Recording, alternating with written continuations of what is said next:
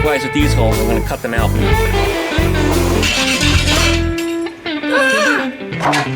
Oh, went right in there. Welcome back, everyone.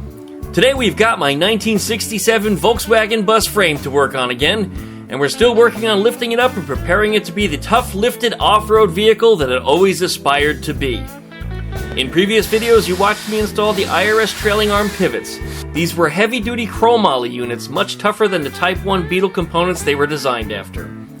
The trailing arms came next from a viewer. Thanks again, Carlos. These are modified extra heavy-duty units, and they've been further boxed in to reinforce them to stand up to the toughest off-road abuse. And they came to me with a gift. A nice colony of fire ants had made their home in them.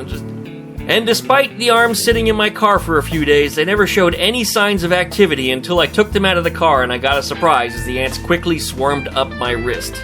Yikes. Well, today we're going to install these IRS trailing arms despite being told repeatedly that they aren't going to fit. Well, guess what? Yep, they're going to fit. What less did you expect? I'm the mother...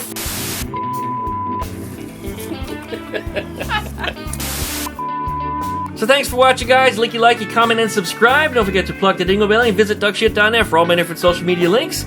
And we'll be back right after that intro.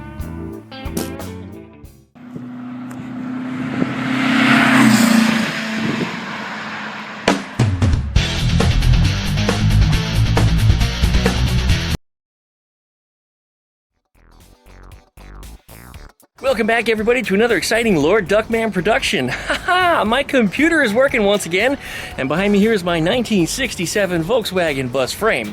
You guys have seen me cut this thing up and do a lot of rust repair on it, and I started to upgrade the IRS rear suspension on here, and it's coming along. A lot of people said it wouldn't work. That just means they didn't watch my older videos, because Gregory is also a 1967 bus, and I did exactly the same procedure. I set it up a little differently, though, because I intended to lower that one, and I didn't use the big rugged IRS trailing arms that this one has, but you guys catch the drift. Let me show you what's going on with this one here. Once again, there's the 1967 split window bus frame. They're not making any more of these. Well, I guess they kind of are, because you could easily buy the 4 sections of it at $600 a corner. Yeah, $2,400, and you still have to get the torsion tube and the trailing bits and the... Yeah, forget it. No, I wasn't about to just buy a new one, even though a lot of people suggested I should. But right here in this mosquito breeding grounds, yeah, this is a rubber tire from Rob's truck, or was it his Jeep? I don't know, irrelevant. I measured this thing. It's actually a 32-inch tire. It's a metric tire, but nonetheless, it's 32 inches in diameter. So that gives you a general idea about how big I'd like for these tires to be on here. And of course, we got a helicopter flying over, but that's just the way it goes. If it gets any closer, though, I'm going to cut this off, but yep, there it is. All right, cutting off. All right, as I said, this is a metric tire, so it's 32 inches tall, but it's actually measured in some other measurement because it's metric. Nonetheless, I'd like bigger tires than this. I want to go to like 36s. You know, I want to go just a couple inches taller than that. My fist is about 4.5 inches wide. That gives you an idea how much bigger I like for these things to be. This isn't even the correct rim size. I have a proper set of 15-inch rims to go on this thing, a nice set of fat, wide sandrail rims, perfect for this. And I'll show them to you later that I've already picked out. They actually came with Gregory, so I don't have to spend any more money. Isn't that a great idea? Great concept right there. But anyway, that's the only reason why I got this here, was just to take some measurements and see if this thing was going to look good. And it gives you an idea just about how high this thing would be sitting with the tires on there, if it were mounted, of course. But where it sits now is about how high it would be, and that's a ton of ground clearance, man. That's awesome. And I can still bump it up even higher because I have not adjusted any of the suspension components yet. I can still raise the rear, and there's still things I can do in the front to the front beam. Even though some people said, you can't increase the ground clearance on those things unless you just get bigger tires. Well, actually, there's a lot of ways to increase ground clearance on a Volkswagen because a lot of things are adjustable.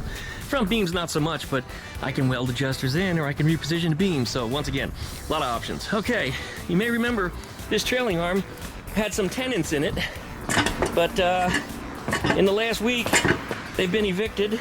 I don't know what happens, actually. They really didn't get evicted. They just kind of moved. They never even collected their deposit. They just disappeared. So anyways, that means I can mount that arm up now and not worry about getting chewed up by them stupid fire ants that were in there. Okay, yes, we still have a Beetle pan on top of this. This is just to take some approximate measurements. This thing may get a Beetle body. I don't know. I really don't know where I'm at yet. I'm still trying to secure a deal on a couple different bodies for this thing, and I'm looking for the right deal for the right price, if you know what I'm saying. if one of those works out, I'll put it on here. And again, down the road, I can always change it if I want to, because I'm trying to build this chassis as kind of a universal platform. So that's part of the plan here. Anyways, what we need to do is we need to get these spring plates to work today. And you can see this thing is way up in the air here where it doesn't belong. It's still way too high. It needs to go into that trailing arm. It needs to mount to these bolts right here, or bolt holes I should say, but naturally you can see the spring plate is entirely too long. Now, a lot of suggestions I had were to get some off of a 1968-69 bus, which fit exactly the same way. 68-69 spring plates may fit on these torsion bars, and they may be shorter than these spring plates that you see right here, but they still will not bolt up to this flange because this is from a Type 1, although it's actually from a Type 181 because it's a thing arm, but nonetheless, they still bolt on the same way. So if I did buy a set of bay window spring plates to fit on here, I'd still have to cut it, I'd still have to drill the holes, I still have to do all the same work. The only difference is I have to spend a lot more money to get that far. Foolishness! Complete foolishness! So we're gonna get onto these things. I'm gonna show you how these go together here.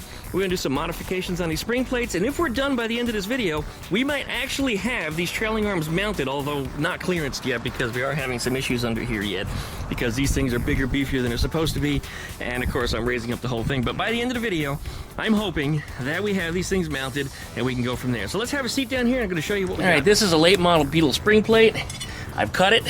The reason why I cut it is because it's been compromised anyway. It had a chunk of rust just, cut right out of it. So if the rust is going to do that to it, this thing is actually going to develop cracks and it's going to break over time anyway. These things actually do twist as the suspension goes up and down. On the IRS, not so much. On the swing axle, they actually twist a lot. The IRS just twists just a little bit. But anyway, the reason why I cut this, let me show you, is because on this trailing arm, if I can get this thing out of here, that'd be nice. Wouldn't it be really nice? Oh no, it's stuck. All right, well, never mind that. We'll just pull it out just like it is. But this thing is obviously way too long. So what we're going to do here is we're now going to use this piece as template. And this is going to go on here just like this. And because of how I cut this, I can actually press it right up into the pivot point location where the rubber bushings fit onto the bus arm.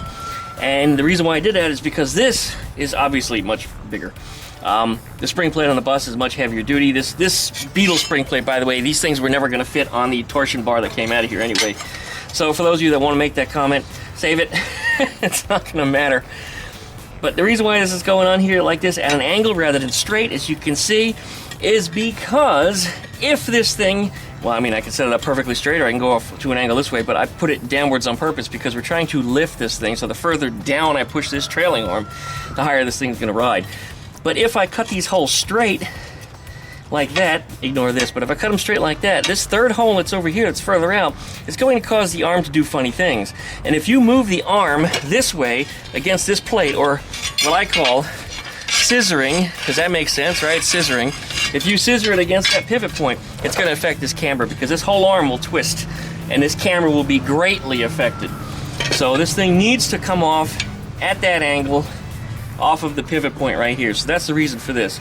So what we're going to do here, because now we've got this thing set up this way, is we're going to get in here and we're going to trace this with some marks. There we go. This is where we're going to be cutting our holes. We're also going to cut the end of it off. Alright, there it is. So that's what we got. This is where we're going to drill out holes here, and we're going to drill out a hole here also. Now, for those of you that are watching, you may wonder, hey, why are we going to drill that hole? And that's because this is a V-shaped notch, and if I just cut into that notch, we create, again, the same problem that this thing had, where it's got a chunk taken out of it and there's sharp points. If you have a sharp point on a spring plate, hardened steel like this, what's going to happen is this is going to radiate cracks out of it, and this is going to become weak. So if you cut a nice round hole, it's not going to have that sharp point for the cracks to radiate out of. Likewise with these holes, I'm going to cut them out individually with a drill. I'll drill here, then I'll drill here, and then with a file, I'll cut the middle out of the figure 8 pattern that it makes. So I've done this before. Again, I did it on Gregory. It worked out real nicely. But once everything is said and done, we should end up with a piece just like this. Oh, look at that. Duckman, you're ahead of yourself. See, goes on there just like this. This is, of course, for the other side. All the holes all line up, nicely drilled. Everything's cut on an angle, like I said before. Because, of course, this is going on the other side. The angle is going to be going down the other way. But, yeah, this is all ready to rock and roll. So, let's go get this installed on the other side. And let's see how everything fits. Because it should fit really nicely. And no, I haven't tried it yet. I'll do it on the camera and see if I embarrass myself. I'm not sure why I'm showing this again. Could have just as easily shown the other video from the other side. Cut it up a little differently, made it look like a different video, but we're going to demonstrate this thing going in again. It goes in just like this. Unsettled.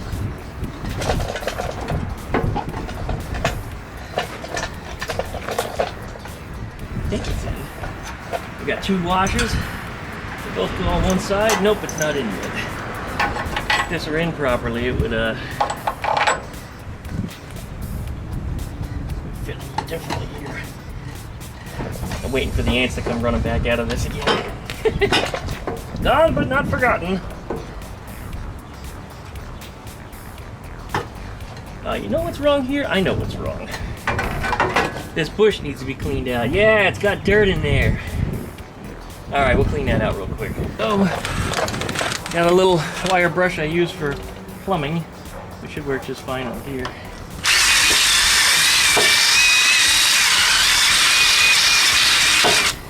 Oh, much better. Much better. Alright, turn this around. Get to the side.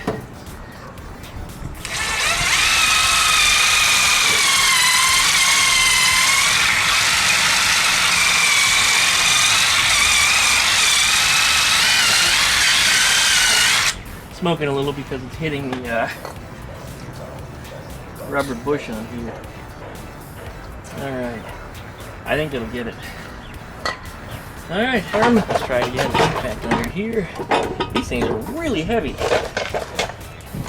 Whoever built these up, man, they put a lot of work and a lot of material in it. There it goes, went right in. Right in like it was supposed to. You'd think I almost know what I was doing. 2 washers just like this.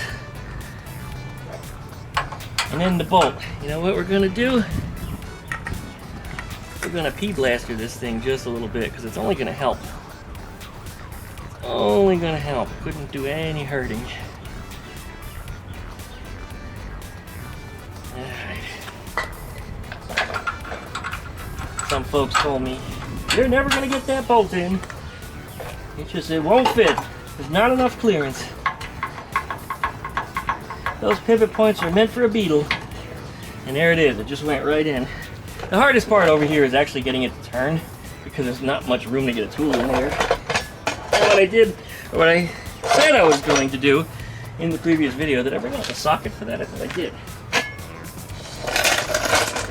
Nope. Anyway, we don't need that right now anyway. Well, what I said I was going to do is I was going to make, oh there it is, I was going to make a custom wrench, get this thing turned and put in.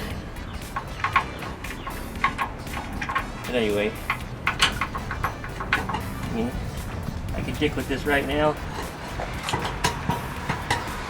or this is so hard to get a tool in here. Oh, she's tight. No room for my tool. Yeah, I feel it catching the threads right there, but yeah, there's no way to get a tool in there. So we're gonna take a pause for the cause on that one. The other good thing is that once I put this thing up, it's going to take a lot of the load off of this. It'll be easier to get that bolt in. Okay, well, let's put the spring plate up. Alright, going in. Here's our spring plate. And this is correctly oriented, by the way. There's this part of here that's smooth, and the other side is splined. The splined part goes to the outside. You know, it wouldn't hurt, again, put a little lube on this stuff. So I'm going to pull this back apart when we finally get to the paint. This is our test fitting phase. I think that's right. Nope, that's not right. I'm trying to put these back to the way they were when they were factory. That's actually right there where it's supposed to be. Alright, our spring plate cover goes on here next. Where's my impact? Don't lose that. This still needs to be lifted up into position so that way we can properly push it in, spring plate in, which, by the way, is going in too far. It was going in way too far. The spring plate on the other side is not pushing against it. That's why it's doing that. There it goes. Matter of wiggle wiggle, or wackel wackel as they would say in German. Okay, put our spring plate cover on here. I'm not going to tighten this down all the way, just get the bolts started. This is the easy way to do this. For those of you that ever put on a spring plate cover before, and you get stuck in a position where you can't get the bolts in because the bolts seem like they're too short or they're out of position, sometimes the best way to do it is before you get this up on the cover, so that way it stops torquing everything into position, or out of position I should say, because it will actually compress against the rubber and push the cover way out of whack. But if you get your bolts started now, usually you can get these things in here. There we go. Okay. I hope I got the right size socket here. I do. We're not going to tighten these down. We're just going to get them in there so they're snug. Okay, now, the trailing arm belongs on the outside of the spring plate. So I'm going to do a little pulling and pressing and getting this thing to go into position. In fact, I should have right now my crowbar. So a crowbar or even a flat pry bar makes this a lot easier. And I don't know why I didn't bring it with me. I guess I expected it to go in easier than it did.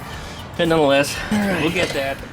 I'm going to lift and get in here and pry these into position. Boy, these arms are so much heavier than they used to be. Oh, wow.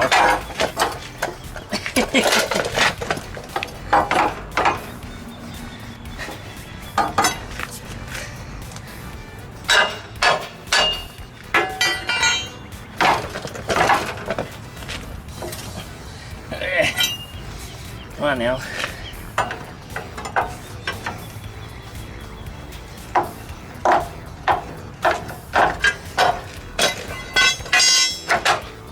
You can put a floor jack under this too. Put it in the position. Once it clicks in, this little forked section of the spring plate will actually lock into the arm. Right now, it needs a little more prying in here for it to get that far. It'd be better if I had a little more weight on this chassis. It's almost in though. Right now, part of the problem, and I can see it, spring plate actually went into position, which it shouldn't have. I didn't want it to yet. But the arm is hitting the chassis up in here. I wonder if it'll, if it's gonna let me put this in.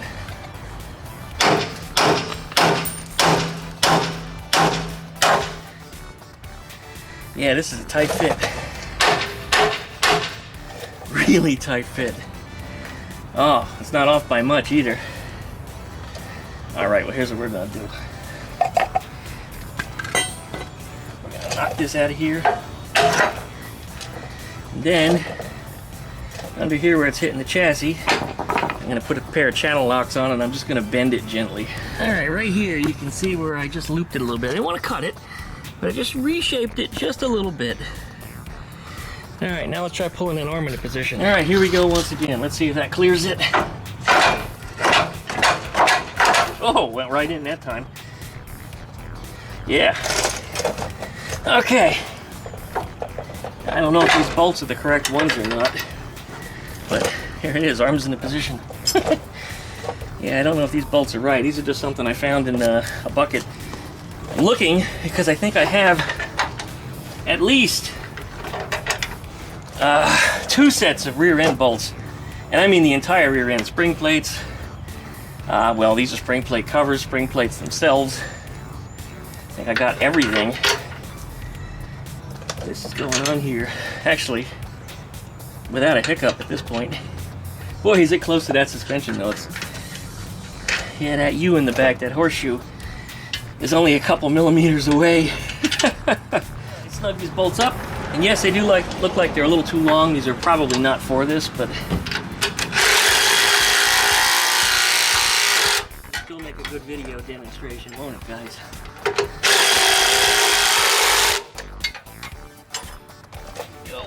And the last one. Oops. There we go. All right. Nothing holding it up now. Hanging from a spring plate. Sounds like a song. We're hanging from a spring plate.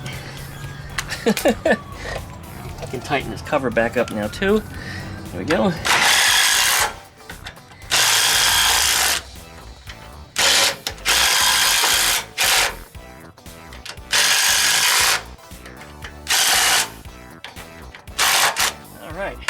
We are in a good spot. Let me grab the camera and have a walk around and let you guys have a good look at this. Everything fit together just like I said it would. It is tight though. That reinforced trailing arm, well, first off, the trailing arm doesn't belong on a split window bus anyway. But in addition to that, the reinforced arm actually caused more for clearance issues right in there. And you can see where I just bent it out just enough. Now, of course, if I hit even one bump driving this thing right now in the current state it's in, it's gonna hit. I mean, that's foolish to even think not. Yes, I'll probably need to cut something out of it, but no, at this point I have not cut anything out of it yet because I don't know what I'm doing just yet. I think this entire horseshoe in the back here is going to get raised up. Yeah, I'm not committed to keeping things where they are. The rear suspension will get raised a little bit more also. I'll probably notch out the spring plates right here and drop them down even further. Currently, with how it sits, you can see that we've got, about an inch of spring plate exposed from this being not centered. So I'll split the difference on it. Let's say half of an inch. So if you take half of an inch, which is roughly in the center of the trailing arm between the axle and the pivot point, that means at the axle, it's effectively raised 1 inch. So yeah, I've already raised the rear suspension 1 inch just doing what I've done. And I haven't even done any real modifications yet. But yeah, that's where we are. This puts me in a good spot. That rear drum on there, I'm going to have to loosen and take off. Being that it's a 4-lug anyway, it's going to go away. I'm not keeping any 4-lug anything on this car. That's all coming off. I will keep it temporarily because I do have some 4-lug wheels with tires on them that do roll, and that would be nice. That I can actually just put this thing back down on the ground and then roll it into the backyard and get that out of the way. I would be really, really pleased with that, and that's one of the reasons why I'm trying to put the suspension together. But again, it's not painted yet because I'm not done welding it yet. It hasn't gone to be sandblasted yet. It's people telling me, go get this thing sandblasted and then go ahead and work on it. It'll be a whole lot easier. Yeah. And then in about a week, it would look like this again from all the rain because it sits here in my driveway. It's just, people just don't think, man. They love to just tell me stuff. Just tell me stuff. All right, something else I'd like to show you guys right up in here. All right, what you didn't get to see. Pivot point is. All right, what you didn't get to see is off camera. I did get the bolt run in. It's not tightened down all the way because I'm just going to take it back out again, but this is my 17mm socket, and you're going to see the clearancing issues that I have getting that thing in there. Socket's in, but there's no way you can get a wrench on there. I was just barely able to get it turned with my fingers to get the bolt started and then pushed in. On a Beetle, I could barely get a ratchet on it. On this bus, that's just not going to work. A really small, tiny little flat-ended breaker bar or something will probably work, so I might find myself making something for that. If not, I can take an Allen key, a 17mm one, and cut it short, so it's only about this long and only about that long that way. And then from underneath, I can actually turn it, or from the top because there's no body on this thing right now. So that's another option. I really would like to be able to get a power tool on it, but no amount of swivels is going to work on this because it's too tight to get swivels on here too, so that's not going to work. And cutting a hole that direction isn't going to work either because it's going through the torsion tube and everything else. Yeah, it intersects with all this stuff. So yeah, it's not going to work cutting holes. So for anybody that wants to give me a suggestion on that, don't think I haven't thought of it already. But there's our rear suspension. We got both sides. This Beetle chassis is kind of covering things up so you can't see it, so let's get that out of the way. All right, there it is. I pull that Beetle pan off the top so you guys can get a good look. Again, hey Duckman, this isn't gonna work. Looks like it's gonna work to me. Again, not the first time I've done it. Those Beetle parts are never gonna fit on that bus. Looks like they fit to me. There's a little bit of clearancing issues, but again, the stuff's custom. Kind of expect that. Well, I guess that's about it. We're gonna start wrapping up this video. So thanks for watching, everybody. Licky, likey, comment, and subscribe. Don't forget to plug the dingle bellies to get updates every time that I upload a new video. Check out duckshit.net. On duckshit.net, at the very, very, very top, you can find my wish list. A lot of people have asked over the years, you know, Duckman, do you have parts that you'd like to get or something that you're doing that we'd like to be able to order stuff for you? And I'm not asking people to do it, but I mean, I'm still getting asked for it. So the wish list is up on the website, duckshit.net. Click on that. You'll see there's a whole bunch of stuff on there, including the 3x3 trailing arms that I'll be getting for this. They're a little expensive. I don't expect you to buy them. I'll buy them myself. But if you want to surprise me with them, I'll certainly get the project done here a lot faster, that's for sure. But just like anybody else in this world, I'm on a budget. You know, I'm in regular, you know, middle-class America, and that's the best that I can do. So again, guys, thanks for watching. Licky, likey, comment, subscribe, all that fun stuff. You know where the website's at. If you want to email me, duckmancycles@duckshit.net. And again, special thanks to Carlos for those trailing arms. Yeah, that's really awesome. Man, those things fit great. Oh, but they're not going to work, Duckman. Nothing's going to work here. These are the wrong parts. Oh, my God. This is never gonna work. Never gonna work, never gonna work it, never gonna work it, never gonna work it.